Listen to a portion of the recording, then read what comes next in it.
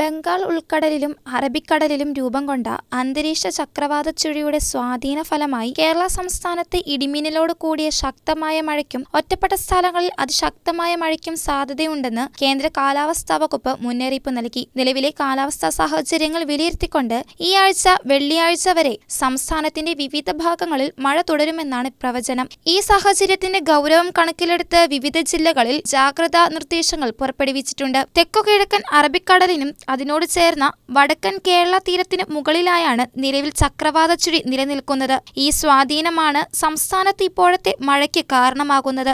അടുത്ത ദിവസങ്ങളിൽ ചക്രവാത ചുഴി കൂടുതൽ ശക്തി പ്രാപിക്കാനോ അല്ലെങ്കിൽ അതിന്റെ സഞ്ചാരപാതയിൽ മാറ്റങ്ങൾ വരാനോ സാധ്യതയുണ്ട്.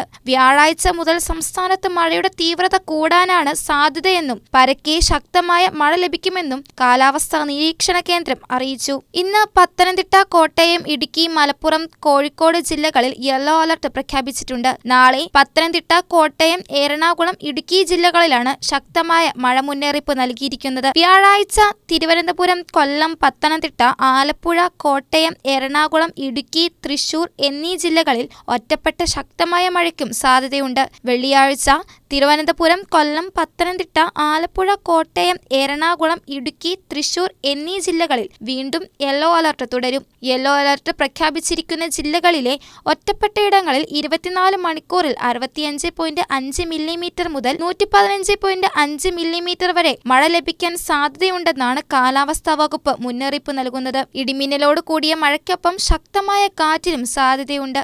കാറ്റിന്റെ വേഗത മണിക്കൂറിൽ 30 മുതൽ 40 കിലോമീറ്റർ വരെ ആകാൻ സാധ്യതയുള്ളതിനാൽ പൊതുജനങ്ങൾ അതീവ ജാഗ്രത പാലിക്കണമെന്നും മുന്നറിയിപ്പിൽ പറഞ്ഞു. ഇടിമിന്നലോട് കൂടിയ മഴയ്ക്ക് സാധ്യതയുള്ളതിനാൽ ഇടിമിന്നൽ ഉണ്ടാകുമ്പോൾ തുറസായ സ്ഥലങ്ങളിലും മരങ്ങളുടെ ചുവട്ടിലും നിൽക്കുന്നത് ഒഴിവാക്കണം. വീടിന്റെ ജനലുകളും വാതിലുകളും അടച്ചിടുക. വൈദ്യുത ഉപകരണങ്ങളുടെ ഉപയോഗം പരമാവധി കുറയ്ക്കുക.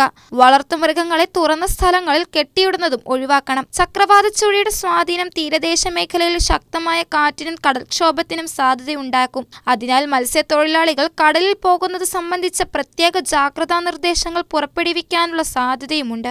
നിലവിൽ കേരള തീരത്ത് മത്സ്യബന്ധനത്തിന് പോകുന്നതിൽ നിയന്ത്രണങ്ങൾ ഉണ്ടോ എന്നതിനെക്കുറിച്ച് തീരദേശ ജാഗ്രതാ നിർദ്ദേശങ്ങൾ ശ്രദ്ധിക്കുകയും അത് പാലിക്കുകയും ചെയ്യണം.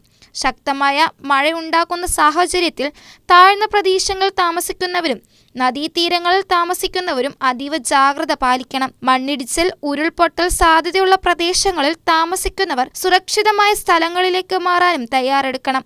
മഴയുടെ അളവ് കൂടുന്നതനുസരിച്ച് ആവശ്യമെങ്കിൽ അധികാരികളുടെ നിർദ്ദേശങ്ങൾ പാലിച്ച് സുരക്ഷിത സ്ഥാനങ്ങളിലേക്ക് മാറുക. സംസ്ഥാന ദുരന്ത നിവാരണ അതോറിറ്റിയും ജില്ലാ ഭരണകൂടങ്ങളും നൽകുന്ന മുന്നറിയിപ്പുകൾ കൃത്യമായി ശ്രദ്ധിക്കുകയും പാലിക്കുകയും ചെയ്യേണ്ടതും അത്യാവശ്യമാണ്. സംസ്ഥാനത്തെ ഡാമുകളിലെ ജലനിരപ്പ് സംബന്ധിച്ചും അധികൃതർ ജാഗ്രത പുലർത്തുന്നുണ്ട്. ശക്തമായ മഴ തുടരുകയാണെങ്കിൽ ഡാമുകളിലെ ജലനിരപ്പ് ഉയരാനുള്ള സാധ്യത കണക്കിലെടുത്ത് ഷട്ടറുകൾ തുറക്കേണ്ടി വന്നാൽ അത് സംബന്ധിച്ച മുന്നറിയിപ്പുകൾ കൃത്യസമയത്ത് നൽകും. പൊതുജനങ്ങൾ ഈ അറിയിപ്പുകൾ ശ്രദ്ധിച്ച് സഹകരിക്കണം. ഈ ദിവസങ്ങളിൽ അനാവശ്യ യാത്രകൾ ഒഴിവാക്കാനും ശ്രമിക്കുന്നത് നല്ലതാണ്.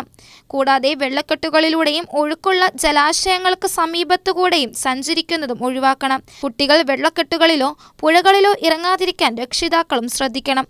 ഇത്തരത്തിലുള്ള ശക്തമായ കാലാവസ്ഥാ മാറ്റങ്ങൾ പൊതുജനാരോഗ്യത്തെയും ബാധിക്കാനും സാധ്യതയുണ്ട്. അതിനാൽ മഴക്കാല രോഗങ്ങൾക്കെതിരെയും ജാഗ്രത പുലർത്തേണ്ടതുണ്ട്. മൊത്തത്തിൽ അടുത്ത ദിവസങ്ങളിൽ സംസ്ഥാനത്ത് ജാഗ്രതയോടുള്ള ഒരു സമീപനം പൊതുജനങ്ങൾ സ്വീകരിക്കേണ്ടതും അനിവാര്യമാണ്.